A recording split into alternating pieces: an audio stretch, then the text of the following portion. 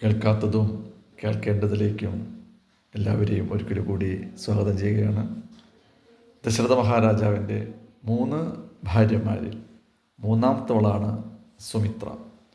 കാശിയിലാണ് ജനനം. ലക്ഷ്മണൻ്റെയും ശത്രുഘ്നൻ്റെയും മാതാവ്. വിവേകശാലിനി, ശാന്ത സ്വഭാവം, ധർമ്മിഷ്ഠ തുടങ്ങിയ എല്ലാ ഗുണങ്ങളും ഒത്തുചേർന്ന ഒരു കഥാപാത്രമായിട്ടാണ് രാമായണത്തിൽ സുമിത്രയെ നാം കാണുന്നത്.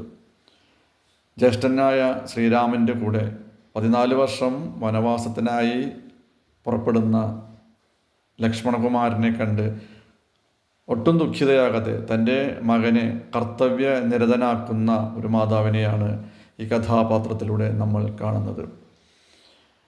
രാമായണത്തിലെ ഏറ്റവും പ്രധാനപ്പെട്ട ശ്ലോകം ഏതെന്ന് ചോദിച്ചു കഴിഞ്ഞാൽ ഈ സുമിത്ര മാതാവിൻ്റെ ലക്ഷ്മണനോടുള്ള ഉപദേശമാണ്. രാമം ദശരഥം വിദ്ധി എന്ന് തുടങ്ങുന്ന വളരെ പ്രശസ്തമായ ഈ ശ്ലോകത്തിലൂടെ